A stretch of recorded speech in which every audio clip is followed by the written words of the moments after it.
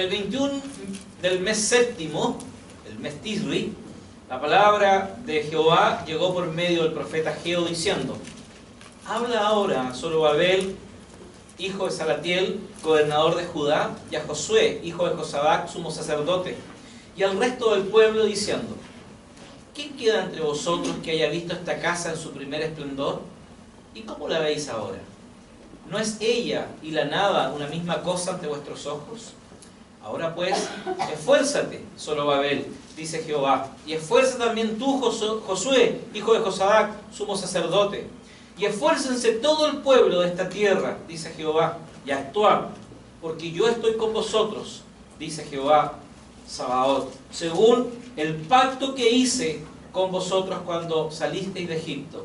Mi espíritu estará en medio de vosotros, no temáis. Padre, en el nombre de Jesús, una vez más, Señor, en esta mañana queremos pedir tu gracia, queremos pedir que tu Espíritu Santo hable en nuestros corazones.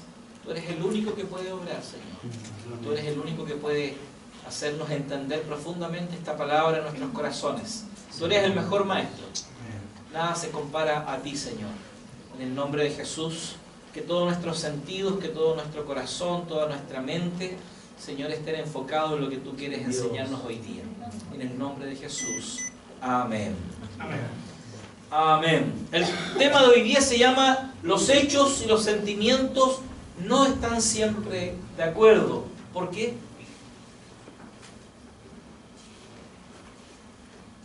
¿Te has preguntado alguna vez por qué tú pareces ser tan fuerte en algunos momentos y otras veces tan débil?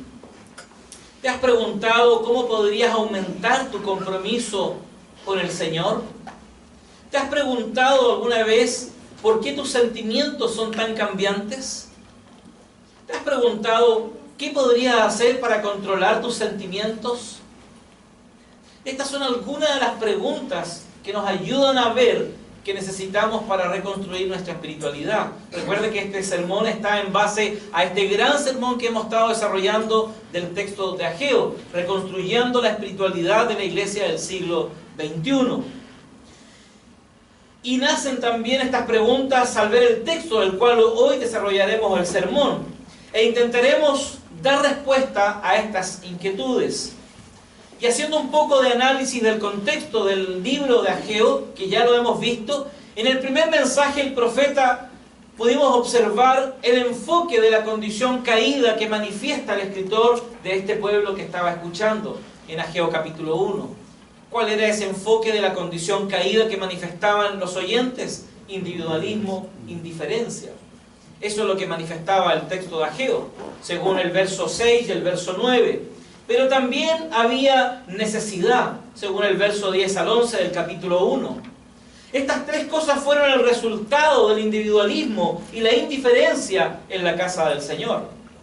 Recordemos que el contexto de todo el libro de Ageo es la reconstrucción del templo. Este pueblo venía del cautiverio y el rey Ciro da el edicto de que vuelvan a sus hogares en el año 539 a.C. Y fueron muy pocos los que volvieron de la cautividad. Recuerden que solo 50.000 judíos volvieron a Jerusalén. El resto se quedó en cautiverio. Pero fue una influencia para ese pueblo, porque de ahí salieron los targúmenes, el Talmud, etc. El texto samaritano también apareció de ahí. Entonces contribuyeron al desarrollo de este pueblo los que quedaron en cautiverio. No se quedaron haciendo nada. Si miramos la cronología de este libro, Ageo comenzó a predicar el primer del mes sexto. Por su mensaje fue oído, pero su mensaje fue oído y obedecido recién para el 24 del mes sexto. O sea, 23 días después que el profeta dio el primer sermón o la primera profecía en el capítulo 1, 23 días después reaccionó el pueblo. Este pueblo pareciera que era como el chiste de la tortuga, ¿cierto? Se reía después de haber pasado como una hora. Asimismo estaba este pueblo. Reaccionó muy después de la realidad del mensaje. Bendito Dios. Más de 3 semanas se demoró el pueblo en responder al llamado de Dios para ellos. ¿Cuál era el llamado? Reconstruyan el templo. ¿Por qué el templo? Porque era el lugar donde habitaba la presencia de Dios. Era el lugar donde Dios se conectaba con su pueblo. Y Dios quería tener una relación con su pueblo. Amén. Y producto de las diferentes conquistas que tuvo el pueblo de Israel, el templo de Salomón fue destruido por los babilónicos, ¿se acuerdan? En el 587 a.C. También es fácil comprender a quiénes va dirigido. Las palabras, estas palabras, ellas están direccionadas a sus líderes y al pueblo para que tuvieran ánimo en los 4 meses que duró la reconstrucción. Y Ageo entonces hace llegar de nuevo la voz de Jehová al pueblo, siempre enfocándose a sus dirigentes y al pueblo en sí también, no lo deja de lado. Y en virtud de ese contexto, entonces, hoy día nosotros vamos a ver 3 cosas fundamentales. ¿Por qué los hechos y los sentimientos no se ponen de acuerdo? ¿Qué es lo que hace que esas 2 cosas no coincidan? Y ya voy a explicar a qué me refiero con los hechos y a qué me refiero también con los sentimientos. Primer punto, entonces. ¿Por qué los hechos y los sentimientos no están de acuerdo? Porque enfocamos mal nuestros sentimientos. Verso 3 dice: ¿quién queda entre vosotros que haya visto esta casa en su primer esplendor? ¿Y cómo la veis ahora? ¿No son ella y nada una misma cosa ante vuestros ojos? Primero, creo yo, debemos de definir qué son los sentimientos. El diccionario define los sentimientos como un estado de ánimo o disposición emocional hacia una cosa, un hecho o una persona. Los sentimientos son emociones, tales como la alegría, la tristeza, la felicidad, el dolor. Debemos comprender que los sentimientos se diferencian totalmente de los hechos, ya que los hechos nunca cambian. Los hechos son cosas concretas, puntuales, una verdad absoluta. Eso es un hecho.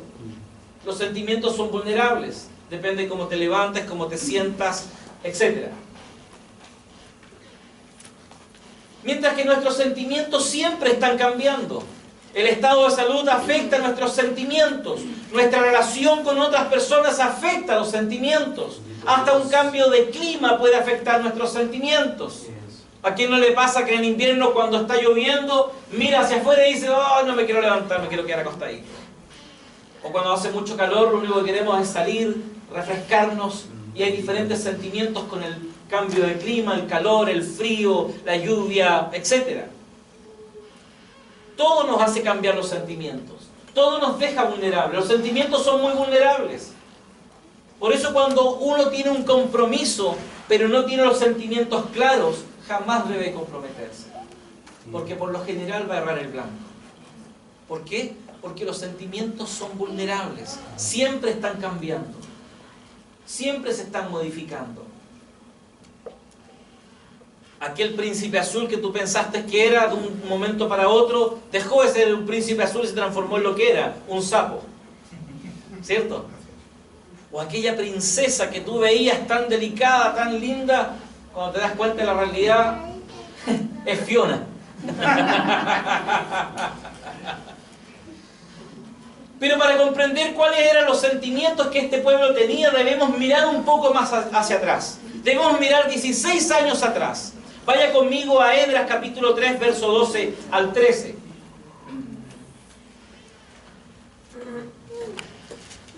Esdras capítulo 3, verso 12 al 13. Dice: pero muchos de los sacerdotes, de los levitas y de los jefes de familias, aquellos ancianos que habían visto la casa primera, viendo echar los cimientos de esta casa ante sus ojos, lloraban en alta voz, en tanto que otros muchos daban gritos de júbilo, de modo que la gente no podía distinguir entre el clamor de los gritos de júbilo y el clamor del llanto del pueblo, porque el pueblo gritaba a voz en cuello y el bullicio se oía desde lejos. La construcción del segundo templo produjo en las personas sentimientos tan diferentes y hasta encontrados que los llevó a una gran confusión. Aquellos que conocieron la imponente belleza del templo Salomón Lloraban al ver la sencillez del templo que estaban ahí en la reconstrucción, en el tiempo de Ageo y de Zacarías. El templo de Salomón estaba lleno de oro, de maderas preciosas. Era algo que resplandecía. Recuerde que hasta la reina de Saba llegó a ver esa reconstrucción, esa construcción del templo. Era magnífico en su esplendor. En cambio, este templo era sencillo, porque producto de la cautividad, los hebreos habrían perdido el oro y todas las piedras preciosas que tenían, porque al ser cautivados, lo primero que hacían los pueblos, le quitaban toda su riqueza. Eran un pueblo esclavo y venían recién saliendo de la esclavitud y van a reconstruir el templo. El esplendor externo del segundo era mucho menor que el primero. Los jóvenes no conocían el templo de Salomón, se alegraron con júbilo por la obra que estaba surgiendo. Entonces, las voces de júbilo y el llanto se confundían en Jerusalén, como nos dice Esdras. Vemos entonces dos generaciones diferentes, dos sentimientos diferentes ante el proyecto de este nuevo templo. La comparación era evidente. Los más antiguos, los que vieron el templo de Salomón en su niñez, quizás lloraban a ver la sencillez de este templo. Pero los más jóvenes, los que nacieron en cautividad, los que no tenían idea cómo era el templo de Salomón, daban júbilo porque estaban reconstruyendo su identidad como pueblo. Ese contraste siempre está presente en la vida y el desarrollo de la iglesia. En los tiempos de Ageo esa actitud siguió creciendo. Aunque ellos comenzaron a trabajar, pusieron manos a la obra y había gran entusiasmo por el trabajo, la reconstrucción del templo. Todos estaban felices, todos estaban comprometidos.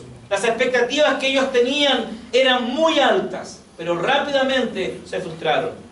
Algo comenzó a producirse. Cuanto más avanzaban, más se daban cuenta de la realidad. Y las comparaciones comenzaron a hacerse. Las quejas comenzaron a levantarse. Y los más antiguos, los que habían visto el primer templo, comenzaron a comentar este nuevo templo. Vemos dos grupos en esta escena. Los que están nostálgicos por lo que fue la realidad pasada del templo y los que están celebrando con entusiasmo lo que podría ser un futuro prometedor. Por lo mismo, Ageo hace la pregunta y dice: ¿quién ha quedado entre vosotros que haya visto esta casa en su gloria primera? ¿Hay alguien que vio el primer templo? Ageo lo da por hecho con la pregunta. ¿Y cómo luce ahora? Dice después. ¿Qué piensan de este nuevo templo? ¿Por qué surge todo esto? Trato de imaginarme esa escena ficticia que ejemplifiqué en esta situación. Un día llega a ver las obras un anciano del pueblo. Estaba feliz por saber que el templo era reconstruido. Había sufrido el asedio de Jerusalén, la destrucción de la ciudad y el templo, y la siguiente deportación. Había pasado 70 años de sufrimiento, privaciones y aflicciones en una tierra ajena y hostil. Fueron esclavos, maltratados, pero todo ha cambiado. Ciro dio la orden de quienes quisieran regresar a la ciudad santa que lo hicieran. El propósito era claro: reconstruir. Las fuerzas de este hombre ya no eran las mismas, pero el anhelo de ver de nuevo su ciudad lo hizo hacer este largo viaje. Ahora en Jerusalén, él anhela el día que el templo esté listo y poder volver a adorar a Dios como lo hacían antes de la deportación. Y cierto día decide ir al templo para contemplar el trabajo. La última vez que había visto el templo era un niño. Él había visto el maravilloso templo que Salomón había construido. Y cuando este hombre llega al templo y lo ve, la decepción fue total. La comparación fue evidente. La opulencia del antiguo templo fue contrastada por la austeridad del nuevo templo. Fue inevitable. El anciano se frustra y dice: ¿a esto le llaman templo? Este templo no tiene oro, no tiene plata. Este templo no tiene mármol o piedras preciosas. Este templo no es como el de Salomón. Sin darse cuenta, este hombre estaba menospreciando el templo y la obra que se hacía. Estos mismos sentimientos pueden quizás existir hoy en medio nuestro. Un pastor saliendo y otro entrando. Y quizás más de alguno comparándonos en la forma y en las actitudes. Lo más probable es que él tiene estas virtudes, es que no me gusta esto, es que esto otro. Pero sin duda,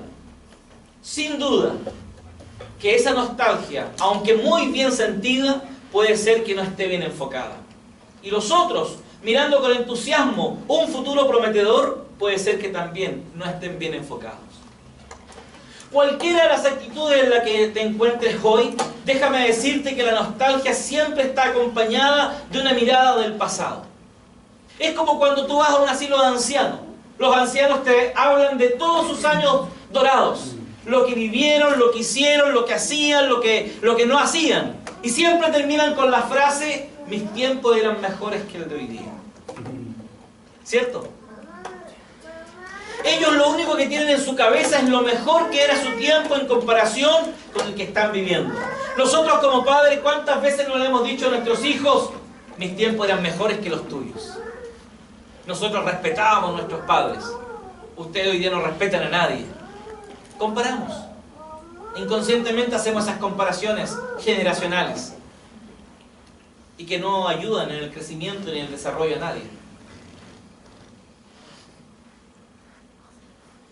Por otro lado, el entusiasmo por el futuro puede ir con un rechazo de la historia. Y debemos entender que no se puede construir nada si no se ha tenido una historia antes. Tú no puedes construir un futuro sin mirar hacia atrás. Pero no puedes mirar al futuro solamente pensando en volver el pasado hacia adelante. Porque jamás podrás hacerlo.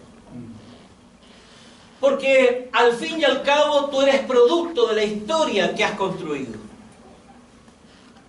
Dios mismo le enseña a Israel que antes de contar a sus hijos los 10 mandamientos, deben de contar su historia. ¿Cuál historia? La historia de cómo Él los libera de la esclavitud, de la opresión de los egipcios. Solo cuando se reconoce la historia, entonces se puede construir un futuro distinto. Así lo dice Éxodo 20, verso 1 y 2. Dice, y Dios habló todas estas palabras diciendo, yo soy Jehová tu Dios que te saqué de la tierra de Egipto, de la casa de esclavitud. Solo cuando el pueblo de Israel le contaba a sus hijos esa historia, entonces después le podían enseñar los 10 mandamientos. Ellos no podían enseñar los 10 mandamientos si no le contaban esa historia. Porque la historia de ese pueblo estaba ligada a su esclavitud. La libertad que ellos tenían en ese momento era la obra del Dios creador del cielo y la tierra en un tiempo donde ellos fueron oprimidos y vejados. Y para que tenga sentido su vida, entonces tenían que mirar su pasado. Y lo mismo nos pasa a nosotros como creyentes.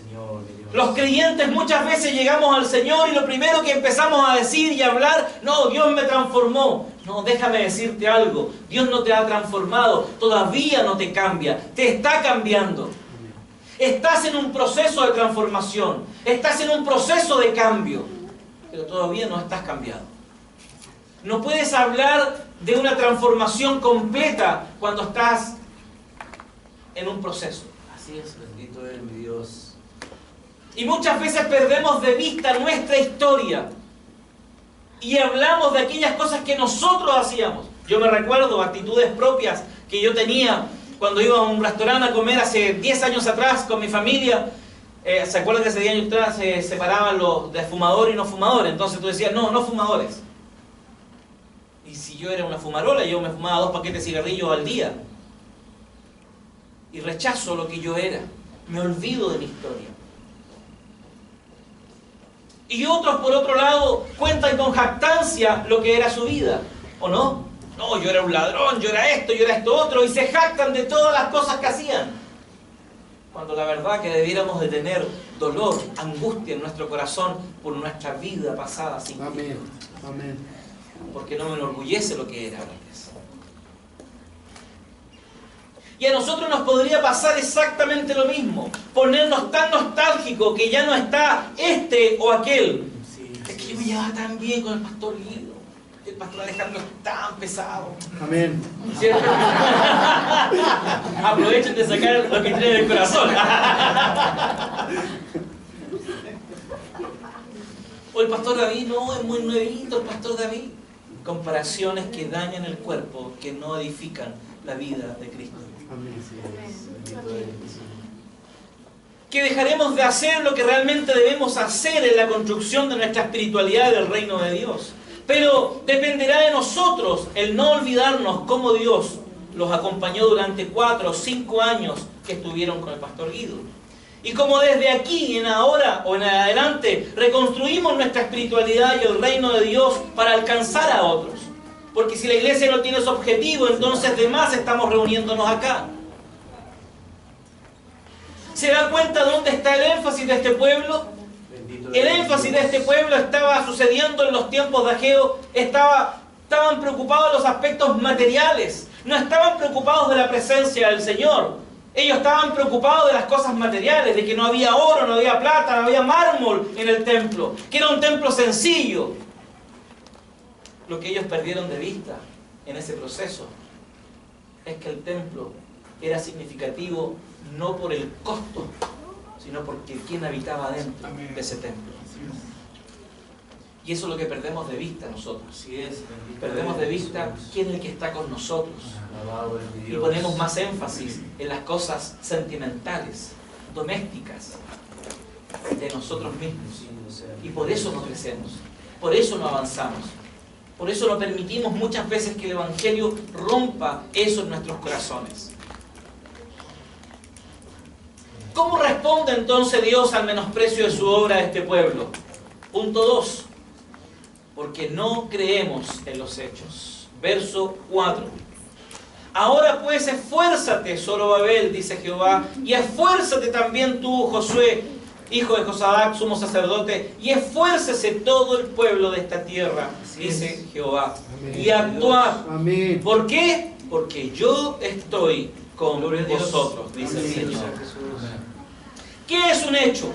Cuando me refiero a hechos estoy hablando de las promesas de Dios. Entonces, un hecho es algo que es verdad. Por ejemplo, 2 más 2 son 4. Esa es una realidad matemática. Ahora, algunos científicos dicen que 2 más 2 son 5, pero bueno, no voy a entrar en esos detalles técnicos de las matemáticas más profundas, ¿cierto? Pero en la práctica, 2 más 2 son 4 en cualquier parte del mundo. Esa es una verdad que no podemos cambiar. Siempre ha sido cierto y siempre lo será. Es cierto en este país y es cierto en cualquier otra parte del mundo. El hecho de que tú lo creas o no, no cambia esa verdad. A diferencia de los sentimientos. Los sentimientos se basan en tu estado de ánimo. La verdad no se basa en ti, se basa en otro. Es necesario tener esto bien grabado en la mente. Los hechos siempre son verdad. Puede que tú no creas un hecho, pero aún es verdad. Puede que tú no sientas que es un hecho, que un hecho es verdad, pero aún es verdad. Por ejemplo, si sabemos que Jesucristo murió por nosotros, por nuestros pecados, nuestras rebeliones, y que resucitó el tercer día para ser nuestro Salvador, sabemos que eso es cierto, porque la palabra de Dios lo dice. Una persona puede creerlo o no, pero aún así es una verdad. Puedes tener dudas, puedes rechazar esta verdad, pero es una verdad al final y al cabo. Cristo tomó tu lugar, pagó tu deuda, la cual tú no podías pagar, porque algún día en nuestra existencia estaremos delante de Dios y le tendremos que dar cuenta a Él de lo que hemos hecho, lo que no hemos hecho, lo que dijimos y lo que no dijimos. Y algún día esa respuesta estará determinada para estar una eternidad con Él o una eternidad de sufrimiento. Así de sencillo. Y Jesucristo es el que cambia esa eternidad. Con Él estamos seguros que tenemos una eternidad final, eterna, de gozo y de alegría en Él, en el cielo. Aleluya.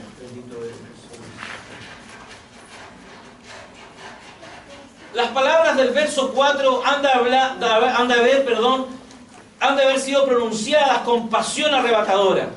Entiende que el destino puede hacer, entiende que el desánimo puede hacer acto de presencia y detener de nuevo la obra. Es por lo que Zorobabel, Josué y todo el pueblo oyen de forma insistente: esfuérzate. En este versículo solo 3 veces se repite, solo en este versículo, la palabra esfuérzate.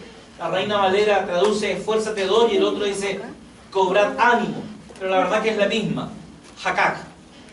Y se traduce trabajar o hacer, que debería ser una traducción más correcta. Hagan. Hagan. Esa es la expresión hebrea más correcta. Hagan. No sería extraño que Ageo tuviese memoria de las palabras de otro Josué, siglos antes, que había escuchado de los labios de Moisés, cuando le dice en Josué 1:7, solamente esfuérzate y sé valiente para cuidar de cumplir toda la ley que mi siervo Moisés te mandó. No te apartes de ella, ni a la derecha ni a la izquierda, para que tengas éxito en todo lo que emprendas. El estímulo recibido debía haber dejado paso a la acción, actuar. Ahora el mensaje no es para unos cuantos, para un sector determinado. El pueblo del pueblo, es para todo el pueblo. Notemos que el texto se repite 3 veces la misma palabra, esfuérzate. La primera acción de Dios para Zorobabel, Josué y el pueblo de Israel es esfuércense. Fíjense que en el lenguaje bíblico el esfuerzo no es sinónimo de flojera. El esfuerzo es acción. Háganlo. No es quedarse de brazos cruzados. Estamos en la gracia, pues aprovechemos la gracia. Aplicamos mal los conceptos. La gracia está y es vigente y podemos caminar en ella y podemos sostenernos en ella. Pero la Biblia sigue diciendo, esfuérzate. Ahora lo que tienes que sacar de tu cabeza es que producto de tu esfuerzo Dios hace ciertas cosas. Porque eso sería meritorio. Tu esfuerzo no vale, pero Él te lo pide. Mire qué contradictorio de repente se pone Dios con nosotros. Tu esfuerzo no vale, pero Él te pide que te esfuerces.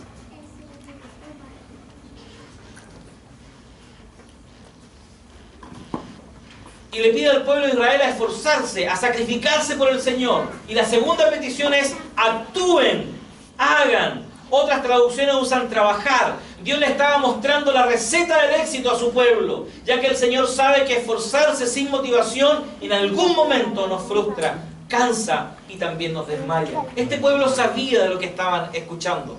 Recuerden que en el verso 6 y el verso 9 al 11, este pueblo trabajaba mucho, cosechaba poco, y ahí estaban, sembraban, no cosechaban y todos lo recibían en un jornal con saco roto. O sea, todo lo que hacían no servía de nada. Estas palabras de esfuérzate y hagan, actúen, en el hebreo tiene esa idea. Es como cuando Jesús en el Nuevo Testamento dice, vengan a mí todos los que están cansados y trabajados, que yo os haré descansar. Aleluya. En Él descansamos. ¿Cuándo nos cansamos? Cuando empezamos a hacer cosas que nosotros queremos hacer y no las que Dios quiere que hagamos. Ese es el punto. Nos cansamos cuando empezamos a hacer las cosas que nosotros queremos hacer.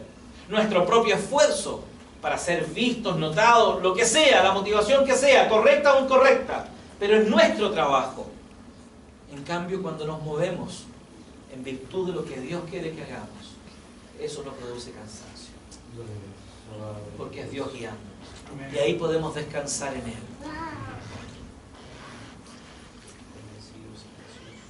Dios le estaba mostrando la receta del éxito a su pueblo, ya que el Señor sabe que esforzarse sin motivación en algún momento nos frustrará, cansará y desmayaremos. Y estar animado sin ninguna voluntad nos vuelve en monótonos y tradicionalistas. ¿Qué hacen las cosas por obligación, sin ningún propósito ni objetivo claro? ¿Se ha visto alguna vez haciendo así las cosas? Sin objetivo, sin propósito, sin un norte, sin una claridad por qué las hace. Es como cuando nos levantamos a trabajar, parecemos robots. Nos levantamos porque sabemos que tenemos que responder, porque sabemos que si no trabajamos no tenemos recursos. Si no hay recursos no comemos, etc. Una seguidilla de consecuencias. Pero realmente hay pasión, hay deseo profundo. ¿Saben cuándo cambia nuestra motivación al trabajo? Cuando entendemos que el trabajo no es maldición, sino que es bendición de Dios para nuestra vida. Porque es parte de la responsabilidad que Dios le dejó al ser humano. Antes de la fundación del mundo ya tenía establecido que el trabajo era parte Por eso Él toma a Adán en el huerto y le dice, lo trabajarás, que es la traducción más correcta del hebreo ahí en el huerto. Lo trabajarás y lo cultivarás. Esa es la traducción más correcta. Que hacen las cosas por obligación, sin ningún propósito ni objetivo claro. El camino al éxito es la suma de estos dos aspectos. Necesitamos esforzarnos y trabajar. No podemos decir que somos esforzados y quedarnos en la casa. No podemos decir que nos esforzamos y no compartimos nuestra fe, porque estamos teniendo una incongruencia fatal en nuestra vida.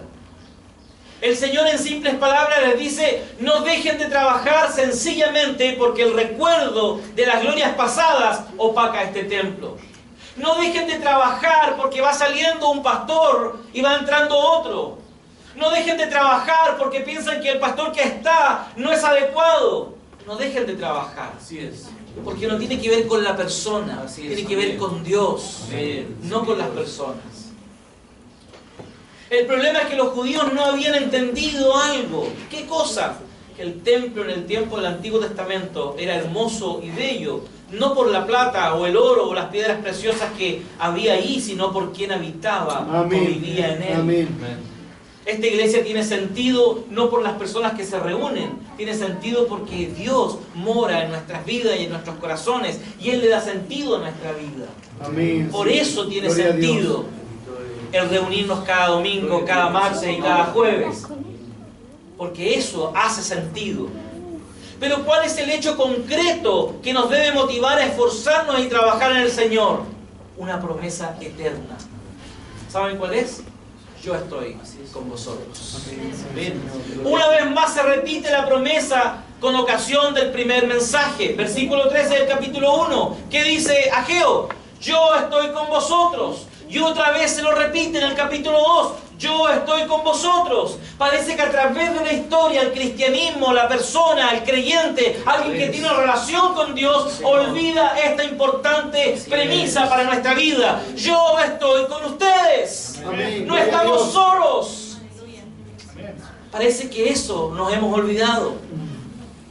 De que el Dios que creó los cielos y la tierra está con nosotros. Sí, Señor. No es cualquier Baal. No es cualquier ídolo, es el Dios creador del cielo y de la tierra que está con nosotros. Nos cuesta conjugar esa realidad.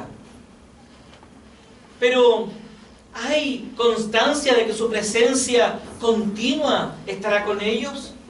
Hagamos un recorrido un poco más atrás. Éxodo capítulo 19, versos 5 al 6.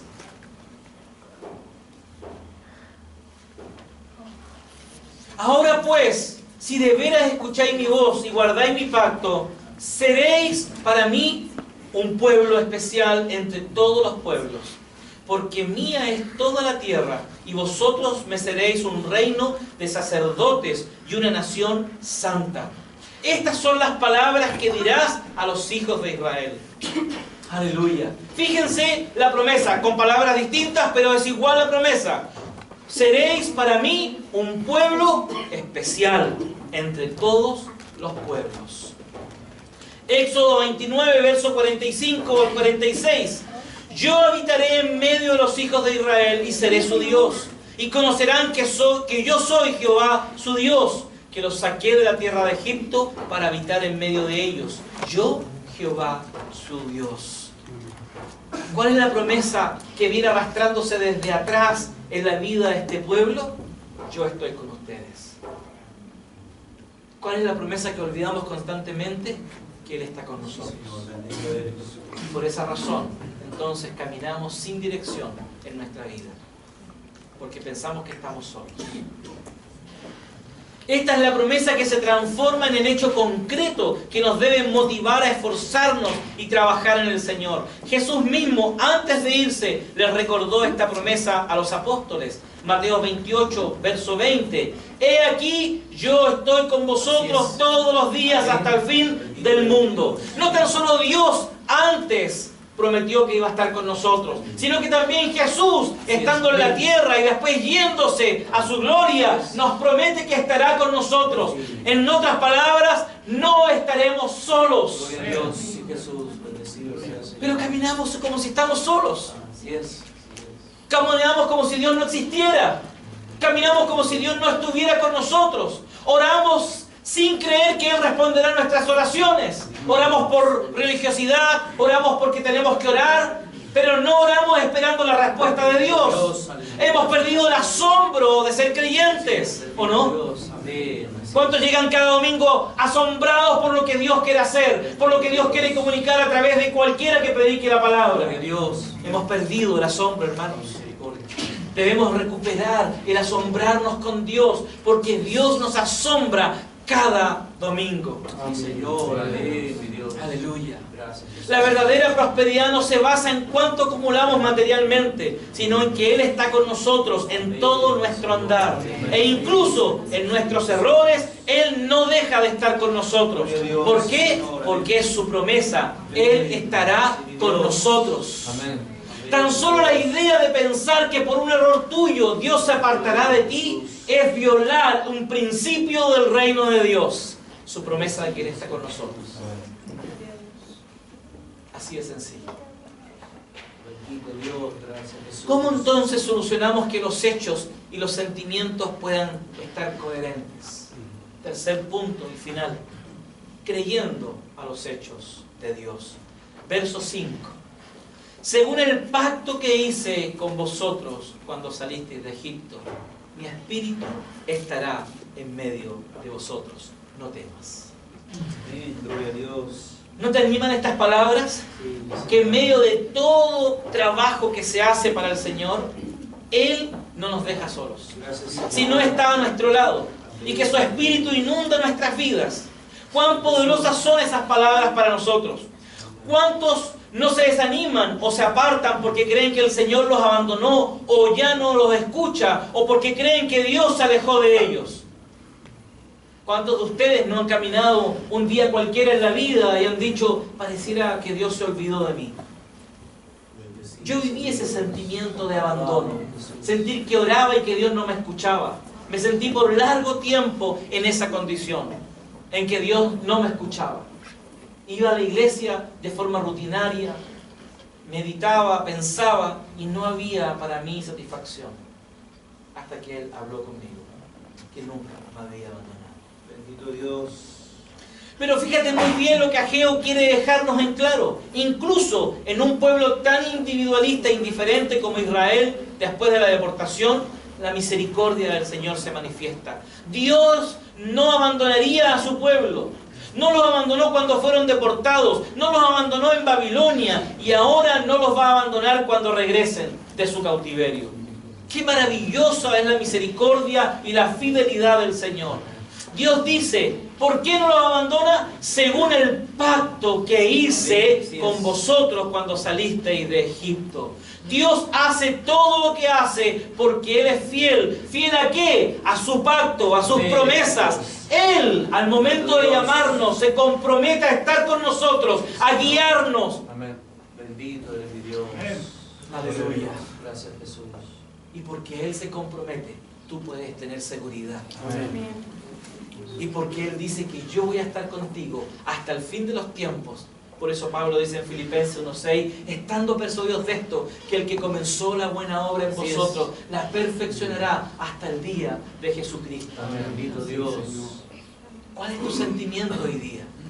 ¿De nostalgia? ¿De un mejor futuro? ¿Cuál es tu sentimiento? ¿De alegría, tristeza? ¿De duda? ¿Tienes duda de que Dios esté contigo? Dios hace todo lo que hace porque Él es fiel. Y no es fiel a nuestra reacción o nuestra actitud. Él no es fiel a nuestras oraciones. Él no es fiel a nuestra búsqueda de la palabra. Él no es fiel al congregarnos. Él no es fiel por eso. ¿Saben por qué Él es fiel? Porque su Hijo obedeció en todo. Bendito Dios. Cumplió lo que Él necesitaba para que tú y yo pudiéramos ser libres. Por eso Él es fiel. Bendito Dios. Tus oraciones son necesarias. Tu búsqueda de la palabra, necesario. Como el almuerzo que tomas cada día. Pero eso no hace que Dios sea fiel contigo. Lo que hace que Dios sea fiel contigo es que Él prometió un pacto eterno antes de la fundación del mundo, en que iba a estar contigo y nunca te iba a abandonar. Amén, así es, Señor. Aleluya. Dar un aplauso al Señor. Gloria a ti, Rey. Y Él recuerda siempre sus promesas. Con cuánta más fuerza no debió trabajar Israel entendiendo que Dios estaría con ellos en la obra. El respaldo de Dios prometido. Dios amonestará, castigará con dureza, pero nunca faltará su pacto. Vaya conmigo a Jeremías 31, verso 33. Este es el compromiso de Dios para con su pueblo. Porque este será el pacto que haré con la casa de Israel después de aquellos días, dice Jehová. Pondré mi ley en su interior y la escribiré en su corazón y seré su Dios y ellos serán mi pueblo. Gloria a Dios. Dios te ha llamado, eres su pueblo. Señor, Y Dios va a poner su palabra en tu corazón. Amén. Bendito eres mi Dios. Te guste o no, Dios va a poner su palabra en tu corazón. Amén. Te demores más o te demores menos, Dios va a poner su palabra en tu corazón. Amén. Porque Él lo prometió. Gloria a Dios. El mensaje que este libro nos da en su aspecto teológico es precisamente ese. El Señor es el Dios de su pueblo. Su presencia jamás faltará entre ellos. Esta presencia está evidenciada con la frase: mi espíritu estará en medio de vosotros, del verso 5. Por eso Jesús, cuando estaba en tierra, dijo: me tengo que ir, pero tranquilos, he dejado un consolador para ustedes, el Espíritu Santo, que los consolará, los guiará, les recordará quién soy, hablará de mí, les dirá quién soy yo, lo que vine a hacer, lo que dicen los profetas, lo que dicen los escritos. Sobre todo eso el Espíritu Santo les hablará. Él va a glorificarme. Él va a hablar de mí. Porque yo he glorificado al Padre. Gloria a Dios. Aleluya. No es esta la primera vez que la presencia de Dios se hace manifiesta por su Espíritu. Fíjense en Éxodo 31, verso 3.